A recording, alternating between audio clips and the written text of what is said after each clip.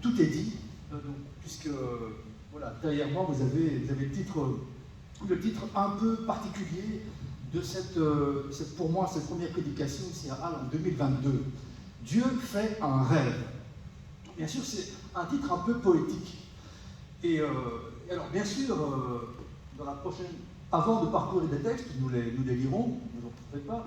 Donc tout le monde se souvient, en tout cas, j'étais pas né, beaucoup ici non plus, mais on sait que voilà, parmi les tout grands discours donc, qui ont eu lieu au XXe siècle, le prochain diapo, il y a voilà, celui d'un homme qui a fait un rêve. J'ai fait un rêve, disait le pasteur Martin Luther King en 1963, donc il y a bien longtemps de cela, un célèbre discours qu'il a prononcé, donc, qui a laissé des traces dans l'histoire.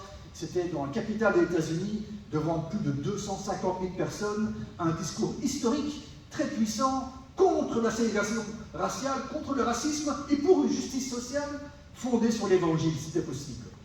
On voit que le pauvre, dans le royaume de Dieu où il est, il n'a pas vraiment été entendu, ce beau rêve. Mais il y a encore beaucoup de travail, on l'a compris. Ça, c'est donc j'ai fait un rêve. Avant de voir Dieu qui rêve, posons-nous un peu la question de savoir un peu nos rêves. C'est quand même particulier, ça aussi. Qu'est-ce que c'est que sont nos rêves? Alors, aujourd'hui, plus que jamais, évidemment, j'ai peut-être pas pris le meilleur des pupitres, hein, donc il m'a l'air bien fragile, mais bon, on va faire comme on peut. Alors, non, vraiment, c'est pas le meilleur des pupitres, c'est pas grave, on va trouver une solution. Alors donc, nos rêves, donc on sait en tous les cas que c'est une profonde activité de notre cerveau qui donc se pratique, s'exécute durant notre sommeil, et on passe par des phases. Alors déjà aujourd'hui, on le sait mieux parce qu'on analyse tout ça dans le détail, hein, donc il y aurait 3 phases. La première plus ou moins de 7 minutes, la deuxième de 10 minutes, la troisième de 20 minutes. On a l'impression qu'on rêve toute la nuit, c'est pas vrai. Hein, donc, mais toujours est-il que notre cerveau est très actif, hyperactif durant cette phase de sommeil, en apparence en tous les cas, vraiment un sommeil, mais waouh, mais ça carbure énormément dans le cerveau évidemment. Alors ça produit des images, des représentations, des sons, et parfois même on peut s'en rappeler. Donc merci. Écoute, on va faire. Merci beaucoup, Giuseppe. Donc, je disais, on a l'impression d'avoir vécu de la nuit, c'est rarement le cas, évidemment. Et ces rêves, c'est aussi, c'est pas rien quand on pense que nous vivons un tiers de notre vie dans cette phase de sommeil, quoi. C'est énorme. Et donc, c'est un continent inexploré d'être humain. Preuve, s'il en fallait encore une, que nous ne connaissons pas très bien nous-mêmes. Nous sommes étrangers chez nous, voilà, c'est pour le dire autrement. Depuis qu'Adam et Ève ont choisi de vivre sans Dieu, de trahir la confiance entre Dieu et la race humaine, on est devenu même étranger chez soi, et les rêves sont là pour nous le dire. Mais le rêve, c'est aussi quelque chose qui se produit dans la réalité et qui ne semble pas réel. Imaginez-vous un seul instant que le patron de Google décide de donner 1 milliard d'euros à une personne tout à fait au hasard, et que c'est juste vous, la personne. 1 milliard d'euros. Imaginez-vous quoi. C'est un rêve pour certains, ou un cauchemar, je ne sais pas trop. Vous êtes la personne choisie, comme ça, au hasard, du hasard, quoi. Voilà, c'est tellement incroyable qu'on a du mal à croire que c'est la réalité. Ce serait une forme de rêve. Et puis il y a les rêves que les uns les autres nous pouvons avoir et qui n'ont pas grand-chose à voir avec... en tout cas, font partie de la vie de tous les jours. Hein, et comme l'année 2022 vient de commencer, ayant laissé derrière nous donc l'année 2021 avec beaucoup de problèmes, de deuil, de maladies, d'épreuves diverses qui ont frappé, eh bien donc on est ici au commencement d'une nouvelle année et peut-être un peu chaos. En tout cas, pour moi, par moments, ça l'a été, au suite du départ vraiment soudain de notre maman, mais pas groggy, juste secoué. Et quelque part, il y a peut-être au fond de nous, on se sent presque incapable de rêver, ou dans plus la force même peut-être d'imaginer que les rêves de Dieu sont encore possibles. Alors ce soir, eh bien, en commencement de cette année 2022, même si c'est la deuxième prédication de l'année officiellement, eh bien, il est bon de se rappeler que Dieu aussi rêve. Et même si la Bible ne dit pas grand-chose des rêves de Dieu, il y a cependant des vérités qu'on peut épingler, vérités pleines de force et pleines de consolation. Dieu fait un rêve. Alors oui, il fait un rêve. 3 textes. Le premier, donc celui bien connu de Joseph, que je vous lis. Histoire vraiment bateau, hein. Joseph fit un rêve. On est dans Genèse 37. Et donc il le raconta à ses frères qui le détestèrent encore plus. Il leur dit, écoutez donc le rêve que j'ai fait. Nous étions en train d'attacher des gerbes au milieu des champs, et voici que ma gerbe s'est dressée et est même restée debout. Vos gerbes l'ont alors entourée et se sont prosternés devant elle. Ses frères lui dirent, est-ce que tu vas vraiment régner sur nous? Est-ce que tu vas nous gouverner? Ils le détestèrent encore plus à cause de ses rêves et de ses paroles. Joseph fit encore un autre rêve, et il le raconta à ses frères. Il dit, j'ai fait encore un rêve. Le soleil allumé, 11 étoiles se prosternaient devant moi. Il le raconta à son père et à ses frères. Son père lui fit des reproches et lui dit, que signifie le rêve que tu as fait? Faut-il que nous venions, moi, ta mère et tes frères, nous prosterner jusqu'à terre devant toi? Ses frères se montrèrent jaloux de lui, mais son père garda le souvenir de cela. Genèse 37. Deuxième texte. Dans Deutéronome, on trouve une prochaine diapo. L'Éternel, là l'alliance a été faite entre Israël et le peuple, et Dieu a entendu les paroles que vous m'avez adressées, dit Moïse. Et il m'a dit, j'ai entendu les paroles que ce peuple t'a adressées, tout ce qu'ils ont dit est bien. Et puis là, oh, s'ils avaient toujours ce même cœur pour me craindre et pour observer tous mes commandements, afin d'être toujours heureux, eux et leurs enfants. Deuxième texte. Troisième texte. Le chant démonté, alors que les pèlerins qui venaient 3 fois par an pour adorer l'Éternel à Jérusalem dans le temple, eh bien, montaient à Jérusalem, qui est plus ou moins 900 mètres au-dessus du niveau de la mer, hein, donc c'est la montagne de Jérusalem. Donc il y a le chant démonté. Quand l'Éternel a ramené les déportés de Sion, nous étions pareils à ceux qui font un rêve. Alors notre bouche était remplie de rire et notre langue poussait des cris de joie. Alors on disait parmi les nations, l'Éternel a fait de grandes choses pour eux. Oui, l'Éternel a fait de grandes choses pour nous et nous sommes dans la joie. Éternel, ramène nos déportés comme tu ramènes les ruisseaux dans le Négev. Donc c'est le désert, le Négev. Ceux qui sèment avec larmes moissonneront dans la joie. Celui qui marche en pleurant avec un sac de semences reviendra avec joie en portant ses gerbes. Amen. Dieu fait un rêve, oui. Et alors, avant cela, il est quand même juste bon de se dire que dans la Bible, eh bien, il y a au moins 2 catégories de rêves. Ceux sans importance spirituelle et puis ceux qui en ont. Les rêves sans importance, c'est ceux qui sont produits par l'activité de tous les jours. Dans Ésaïe, on trouve par exemple, Ésaïe 29, celui qui a faim, eh bien, il rêve qu'il mange et il se réveille le ventre vide. Celui qui a soif rêve qu'il boit et il se réveille complètement assoiffé. Des rêves qui sont en fait le produit de nos activités de tous les jours, des manques qu'on aurait. Et puis il y a les rêves qui ont une importance spirituelle, que Dieu utilise pour élaborer son propre plan, évidemment. Alors évidemment, prochaine diapo, Dieu fait un rêve et des hommes y sont entrés avant nous, dans ces rêves. Ces hommes qui sont entrés dans les rêves de Dieu, eh bien on en a en tous les cas mentionné un, commençons par Joseph, qui est sans doute un des plus connus. Dieu fait un rêve et voilà qu'un homme entre dans le rêve de Dieu. Joseph, c'est le 11e fils de son père Jacob. Et ce fils, on l'a lu, a reçu des rêves. Il rêve, voilà. Donc, et il les raconte à ses frères, à ses parents, dans un climat familial extrêmement compliqué. Je renvoie à l'histoire de Jacob. Vraiment, voilà, Dieu choisit des familles qu'on n'aurait pas choisies. Voilà. Et il l'a fait avec Jacob. Hein. Donc, un homme qui aime une femme, mais qui doit se départager entre 4, un homme qui a, avec ses 4 femmes, donc des enfants différents, il fait des préférences, et du coup, ça se transmet en jalousie terrible entre les femmes et les enfants. Enfin, c'est un climat familial horrible. Et donc, Joseph, lui, reçoit des rêves de la part de Dieu. Il ne sait pas, donc lui, il les raconte. Et le résultat est tout à fait inattendu. C'est pas que tout son rêve qui se réalise. Il avait rêvé que sa gerbe se dresse, que tout le monde se prosterne, et en fait, c'est tout l'inverse. On le déteste davantage. Son père le reprend, on le remet en place. Alors, tout le monde connaît l'histoire de Joseph, bien sûr. Donc, rien ne laissait présager une histoire aussi dramatique. Ça devait quand même, avec de si beaux rêves, ça devait bien se passer.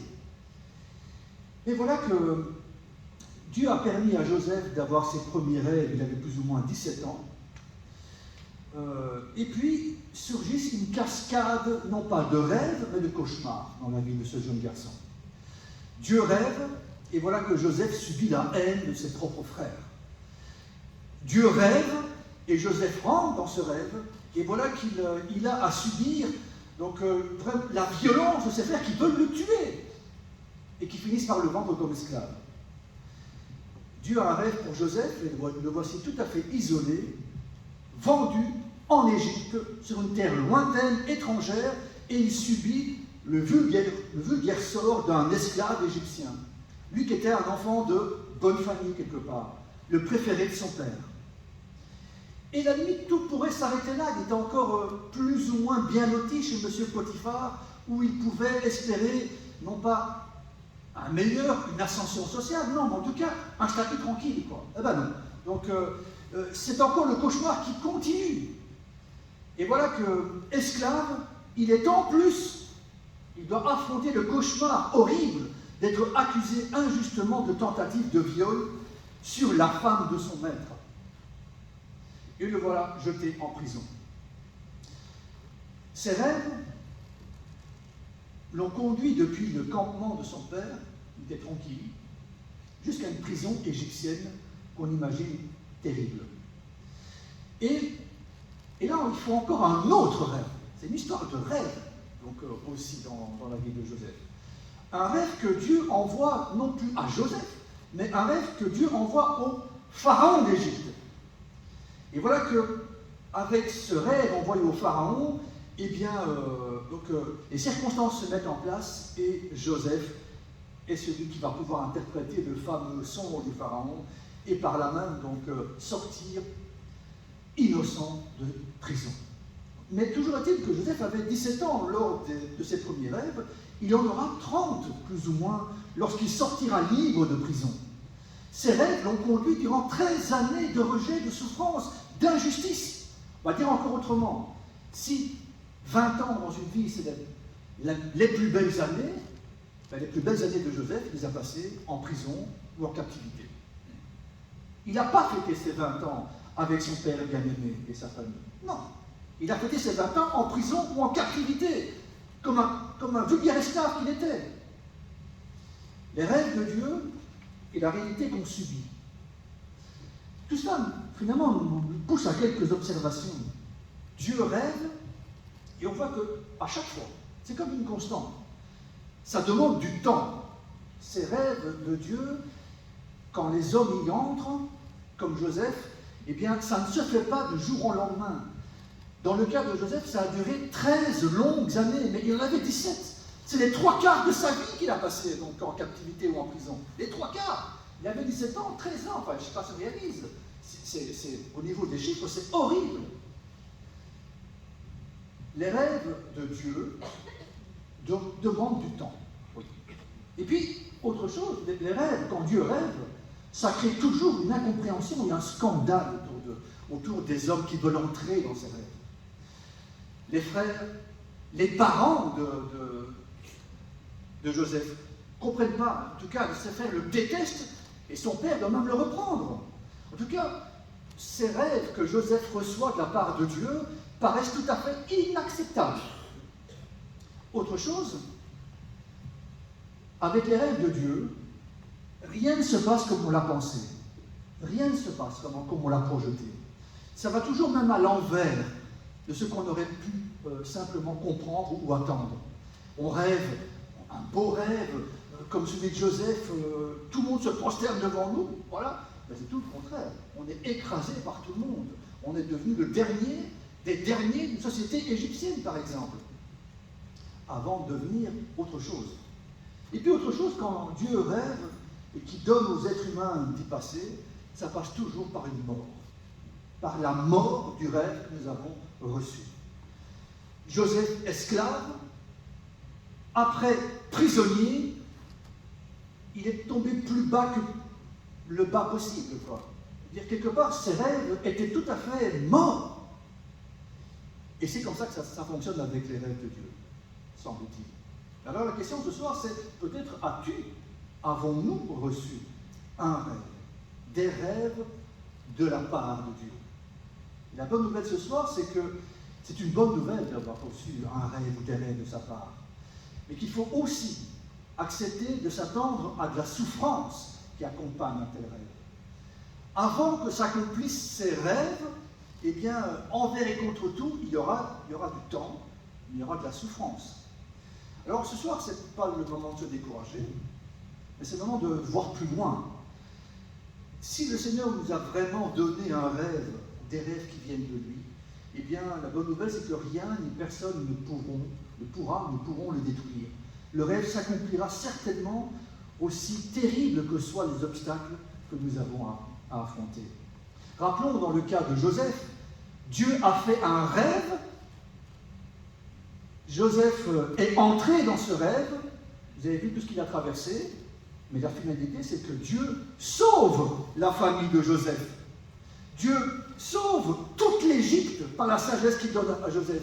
Et Dieu sauve les pays avoisinants d'Égypte. Rien que ça. Dieu fait un rêve, un homme y entre, et voyez quelles conséquences. C'est peut-être ce que le Seigneur nous rappelle, ou te rappelle ce soir, le rêve que tu as reçu. Quel que soit ce rêve.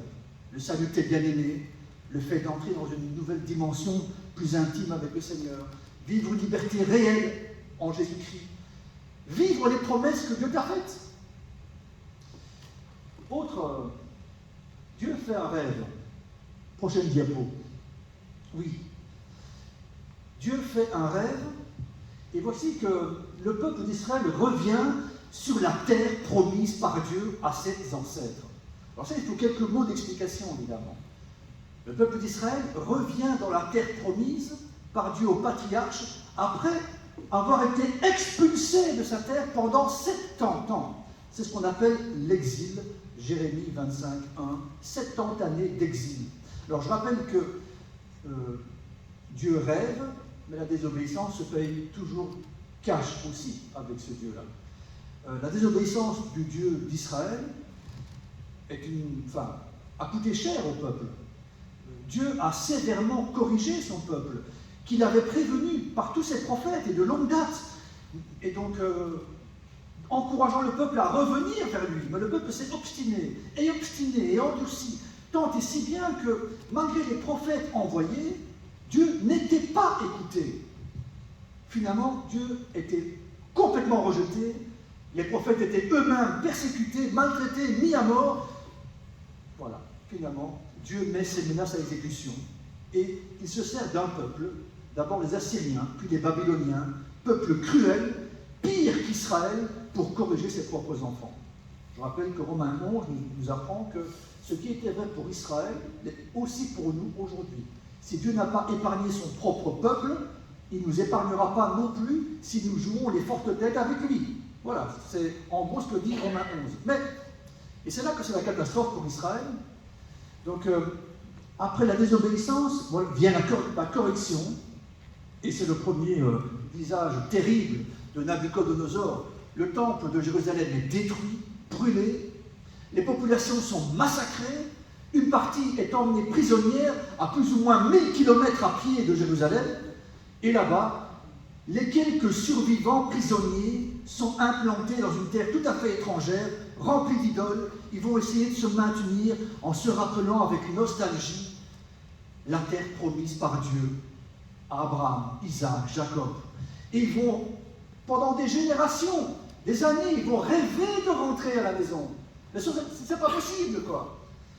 Et là encore, ça prend un temps fou. Ça ne prend pas 13 ans comme l'histoire de Joseph, hein. Non, pas du tout. Ça prend 70 années, 70 ans, plus de 2 générations, presque 3 générations d'humains. C'est terrible. Et ça va passer par un bouleversement politique sans précédent, puisque c'est le tout-puissant empire babylonien tout au-dessus qui va céder la place à un autre empire qui vient presque au départ de nulle part et qui va donc imposer donc, une autre politique. Dieu laisse mettre en place un nouveau pouvoir, celui d'un certain Cyrus de Perse, deuxième personnage, qui lui va encourager les Juifs et d'autres peuples à retourner sur leur terre. Il va même donner de l'argent aux quelques rescapés, enfin, aux descendants des survivants juifs qui avaient été déportés à Babylone. Voilà, avec les finances du roi, ils peuvent rentrer en Israël, à Jérusalem, et rebâtir le temple, et rebâtir donc après l'entièreté d'Israël. Bref, tout ça pour dire que Dieu fait un rêve, et après 70 ans seulement, cela devient possible. Et bizarrement, c'est très bizarre ça, mais alors que tout devient possible, beaucoup de Juifs ne veulent plus revenir. Dieu fait un rêve, et quand il déballe le tapis rouge, très peu rentrent dans le rêve. C'est, en tout cas, historiquement, c'est ce qui est arrivé. C'est le livre de Néhémie, Esdras. Donc, Dieu a débloqué la situation. Il va permettre maintenant aux descendants des déportés de rentrer à la maison, eux qui avaient tellement voulu retourner, reconstruire le temple, retourner à Jérusalem, etc. Maintenant que c'est possible, très peu retournent. Quelques poignées d'hommes et de femmes très courageux qui vont retourner et relever l'immense défi de reconstruire le temple, de reconstruire Israël, etc. Et le psaume 126 qu'on a lu, c'est ça justement. C'est le chant des déportés qui pensaient faire un rêve. Qui a duré 70 ans. Et encore une fois, donc, ils croyaient rêver, tellement c'était hallucinant. Leurs grands-parents leur avaient raconté cela. Leurs parents aussi. Et personne ne l'a vu se réaliser. C'est eux qui sont en train de vivre ça. Voilà. Et là, encore une fois, pareil, ça a duré très longtemps. Rien ne s'est déroulé comme prévu. Il a fallu un tsunami politique pour pouvoir revenir sur la terre de leurs ancêtres. La fin du tout-puissant empire babylonien qui prouve que Dieu a les cartes du pouvoir entre les mains. Aussi puissant et aussi, presque tout puissant que peuvent se dire certains hommes ou certains pouvoirs, c'est toujours Dieu qui a les cartes en main et il abat comme il veut les uns et les autres. Et puis, avec l'histoire donc, du retour des déportés qui reviennent 70 années après sur la terre de leurs ancêtres, eh bien, c'est scandaleux ce qui se passe. Et pourquoi c'est aussi scandaleux ce rêve de Dieu? Parce que le libérateur du peuple d'Israël, ce libérateur qui va permettre au peuple juif, ou à ceux, les rescapés de ce peuple, de revenir sur la terre de leurs ancêtres pour tout reconstruire et d'entrer dans les promesses de Dieu, ce n'est pas un prophète d'Israël. Ce n'est même pas un prêtre qui appartient à la tribu de Lévi ou à la famille d'Aaron, les grands prêtres, non. Ce fameux libérateur du peuple, ce n'est pas non plus un descendant du grand roi David, mais non. Le fameux libérateur, c'est Cyrus de Perse, un roi étranger, un païen. Un païen totalement étranger aux promesses faites par Dieu. Et pourtant, donc, c'est lui qui va rendre les promesses de Dieu, le rêve de Dieu possible pour son peuple. Et là encore, la mort du rêve oublié, elle est présente dans l'histoire de ce peuple, qui retourne sur sa terre. Ici encore, donc, après 70 ans, on n'y croyait plus. Ça ne pouvait plus être possible. Il ne s'agit pas de 10 années, ni de 20 ans, ni de 30, mais de 70 années. C'est comme si l'idée de retourner à Jérusalem, le retour à Sion, c'était un rêve oublié pour beaucoup, quoi. Et quand ça a été possible, très peu se sont levés, tellement ce rêve était mort pour beaucoup. Mais Dieu, lui, avait un rêve. Et là encore, des hommes et des femmes se sont levés pour le rendre possible. Tout comme il avait ce rêve pour le déporter, il l'a encore sans doute pour nous, pas sans doute, très certainement pour nous aujourd'hui. L'église de Halle, ce que tu vis dans ta vie chrétienne, avec les épreuves, les obstacles, les oppositions, les souffrances de toutes sortes, donc dans la vie d'église ou dans la vie chrétienne tout simplement, quelle déception parfois, quelle tristesse, quelle méchanceté il pourrait y avoir, donc ce qui n'a pas lieu d'être, mais malheureusement, voilà, le cœur humain est que, voilà, ça peut malheureusement arriver, des méchancetés entre frères, mais heureusement il y a la Sainte Seine pour tout arranger, et pour la demande de pardon évidemment. Malgré les déceptions, malgré tout le reste, il est bon de se rappeler ce soir que, eh bien, Dieu a vraiment un rêve pour son peuple. Absolument, oui et amen. Et là encore, donc c'est peut-être ce soir, plusieurs d'entre nous ont perdu la faculté de rêver. Ou peut-être se disent, bah, la vie chrétienne, oui, mais c'est comme si, je veux rester croyant bien sûr, mais je ne crois plus au rêve de Dieu. C'est comme si je n'avais plus la force d'espérer. Rappelons ce soir que, eh bien, tout peut changer sur une décision dans ton cœur, quoi. Les rêves de Dieu n'attendent qu'une étincelle pour prendre vie dans nos vies. Les plans de Dieu pour ta vie et pour l'Église, eh bien, sont bien à disposition encore ce soir. Alors, évite de penser que tous les chrétiens sont décevants, nous le sommes tous. Évite de penser que tous les chrétiens seraient des pourris, ou que la vie chrétienne est trop décevante, trop pleine d'épreuves. Mais dis-toi plutôt, hein, donc Dieu a un rêve, ce rêve prend du temps, il s'accompagne de souffrances, de bouleversements, de scandales, mais il finit par s'accomplir avec celles et ceux qui choisissent d'y entrer. Et puis il y a le troisième, Dieu a un rêve. Dieu rêve aussi. Dieu rêve aussi. Parce que si les rêves des êtres humains sont vraiment mystérieux pour nous et difficiles à comprendre, je vous laisse imaginer comment pouvons-nous, nous, comprendre les rêves de Dieu. Mais une chose est sûre, on aurait tort de croire que les êtres humains soient les seuls à rêver. Peut-être que le fait d'être fait à l'image et à la ressemblance de Dieu, c'est peut-être aussi parce qu'on partage avec lui cette faculté de rêver. Petite parenthèse que j'ouvre, c'est pas théologique, mais je referme tout aussi vite. Dieu rêve aussi, oui. Et le livre de Deutéronome, le passage qu'on a lu, dans lequel Dieu dit à Moïse et à son peuple, « Oh, si seulement mon peuple avait toujours cette attitude pour me craindre, pour obéir à mes commandements, mais il serait le plus heureux de tous les peuples. » Et là, donc, dans Deutéronome 5, on voit vraiment, c'est comme si on faisait un peu une psychanalyse des rêves de Dieu. On voit le cœur de Dieu qui s'exprime, quoi. Le rêve de Dieu, c'est de voir son peuple vraiment heureux, quoi, vraiment obéissant à sa parole, et par là, recevoir de Dieu toutes les bénédictions qui l'accompagnent. Deutéronome 5, on a lu, Dieu rêve que son peuple le craigne. Faut-il le dire? La crainte de Dieu déserte les rangs chrétiens. Combien ont encore vraiment la crainte de Dieu parmi nous? Et pourtant, c'est quelque chose c'est quelque chose une vérité qui traverse toute la Bible, Ancien et Nouveau Testament. Hein, donc la crainte de Dieu prend différents visages, c'est pas la peur, mais elle est bien présente. Il s'agit de comprendre qui est Dieu et nous par rapport à lui. Et donc fatalement, l'écart fait que c'est une crainte pleine de révérence. Dieu rêve que son peuple le craigne, que son peuple lui obéisse. Dieu rêve le bonheur de son peuple et de celui de ses enfants. Et il rêve que ce bonheur dure toujours en plus. Deutéronome 5, 29, comme on l'a lu. Une véritable exclamation du cœur de Dieu et du rêve de Dieu. Oui, Dieu, à sa manière, rêve, et ses rêves ne sont jamais des rêves égoïstes. Dieu ne rêve pas d'obtenir ceci, cela, ou quoi que ce soit. Qu'est-ce que Dieu peut rêver de posséder? Il possède tout. Tout lui appartient. Il a tout créé. Il connaît tout. Il n'a besoin de rien ni de personne. De quoi Dieu peut-il rêver? Eh bien, on l'a vu. Il rêve de nous voir vraiment proches de lui, aujourd'hui, et tous les jours de notre vie.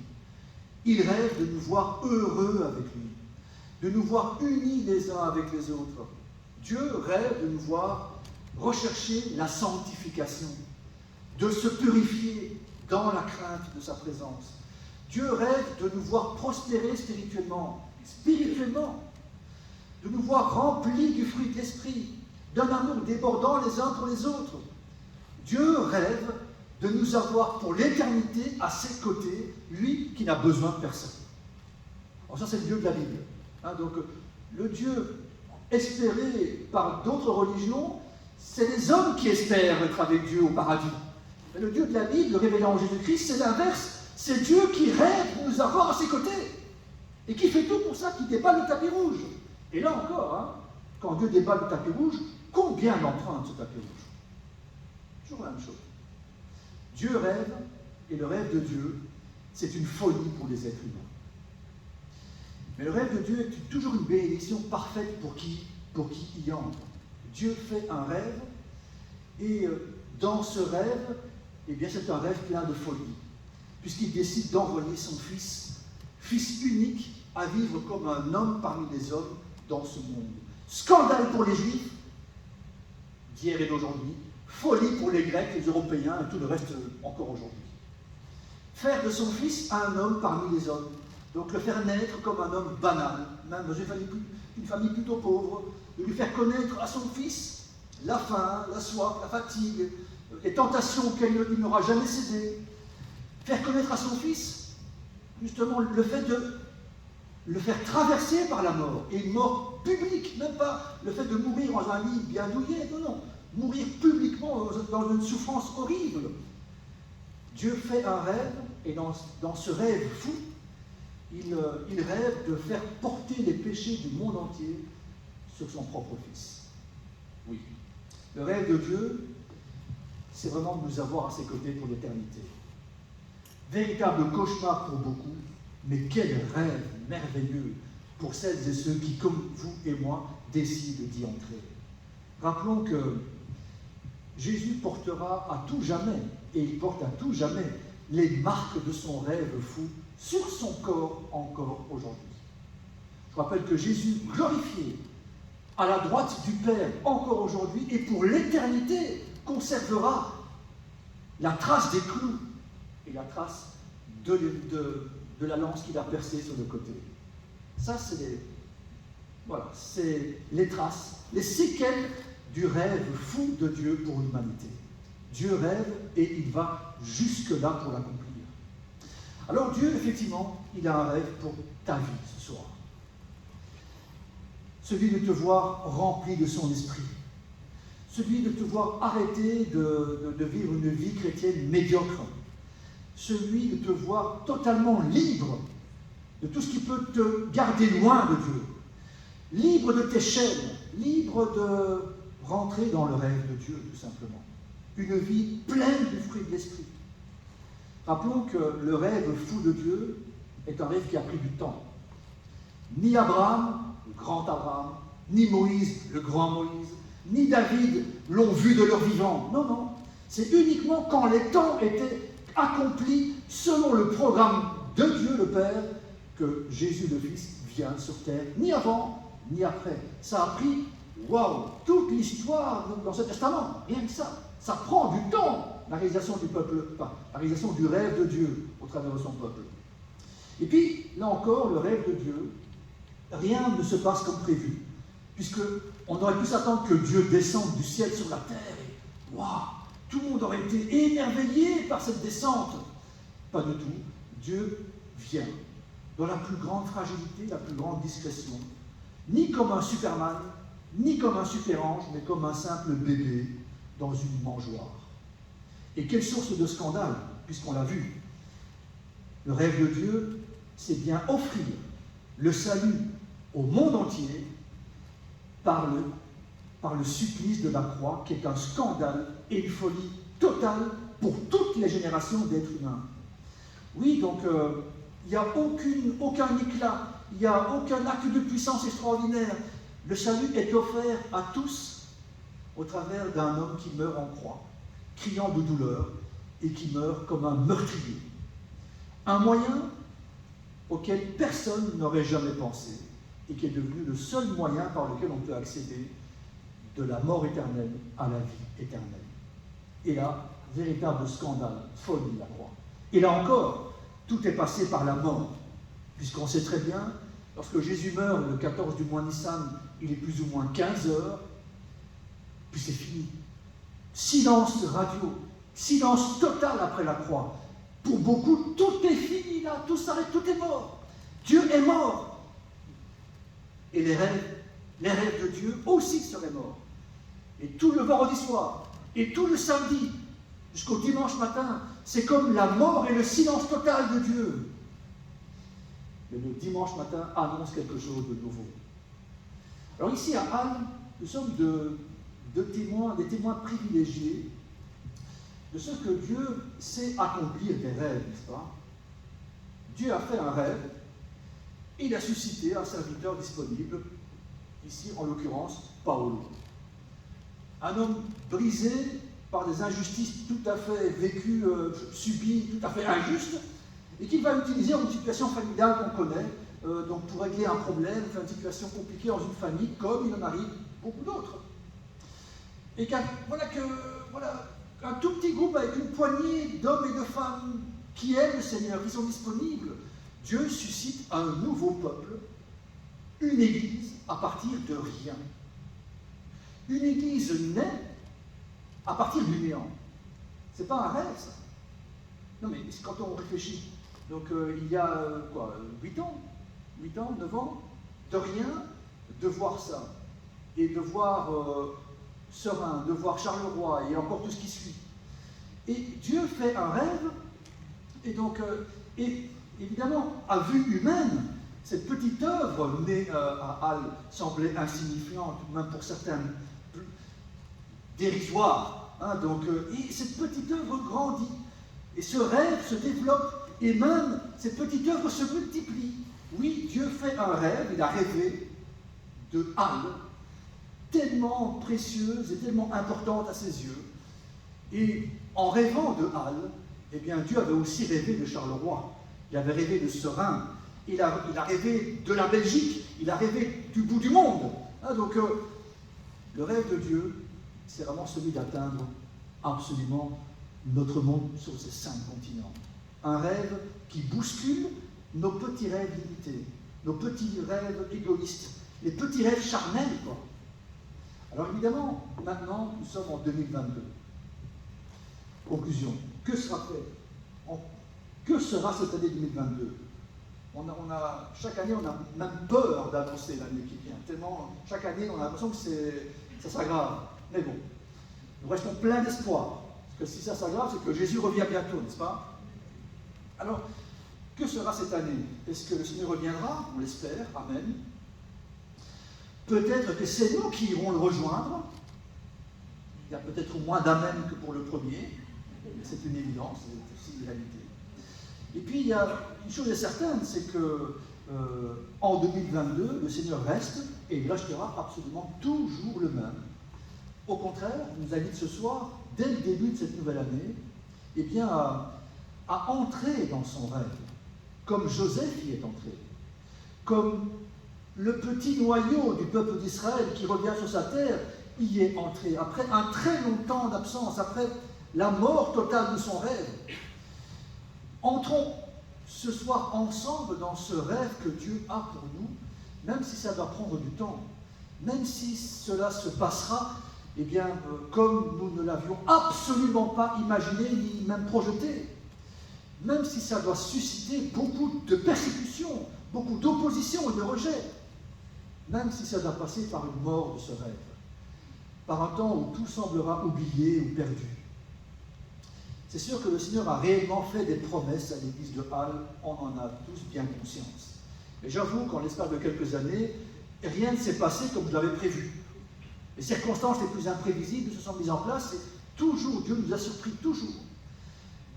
Avec les oppositions qui vont avec, les obstacles, avec les rejets, la compréhension, etc. Mais à ce stade, il peut être, en tout cas, peut-être que certains d'entre nous sentent que le rêve serait peut-être mort, ou que le rêve qu'ils avaient peut-être pour l'église de Halle est un peu au ralenti, paralysé. Il est quand même bon de se rappeler ce soir que, ce n'est pas le cas chez Dieu. Et ce soir, il veut dynamiser tout ça. Tout ce qui semblerait, ou tout ce qui pourrait être mort ou près de l'être, est appelé à vivre une véritable résurrection ce soir en rentrant dans ce rêve de Dieu. La seule et vraie question qui nous interpelle ce soir, c'est celle-ci. C'est allons-nous, oui ou non, entrer dans le rêve que Dieu a pour nous? Allons-nous, oui ou non, y entrer? Mon plus grand souhait, c'est que nous y entrons tous. Que personne ne vive le cauchemar, c'est plus un rêve, c'est un cauchemar, que de vivre en dehors de ce rêve. Nous avons vu, en l'espace de quelques années, des gens qui se sont eux-mêmes disqualifiés du rêve de Dieu. Combien de personnes ici, ne sont plus au milieu de nous, alors que Dieu avait des rêves pour ces personnes? On a vu ces rêves s'accomplir, des choses extraordinaires que Dieu a fait dans leur vie, leur famille, leurs enfants, que sais-je.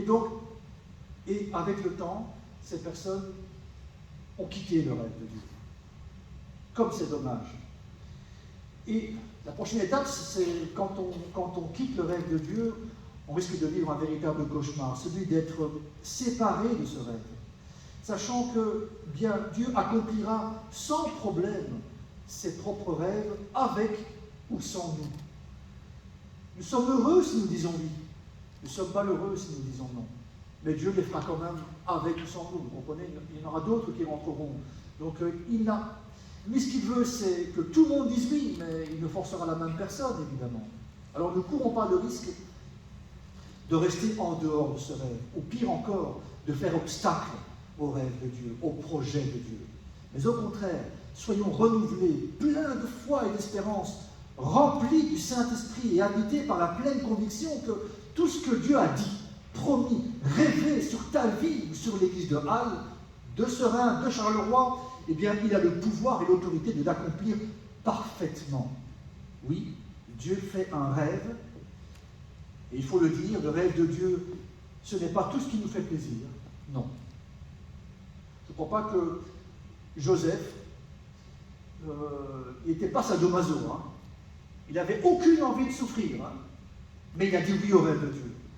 Alors, le rêve de Dieu, ce n'est pas tout ce qui nous fait plaisir, c'est sûr. Mais le rêve de Dieu, c'est ce qui nous rend vraiment, vraiment heureux. C'est ce qui va vraiment nous modeler sur le modèle parfait et accompli de Jésus-Christ lui-même. Dieu fait un rêve. En 2022, il nous invite à y entrer et à nous y établir. Prions un instant.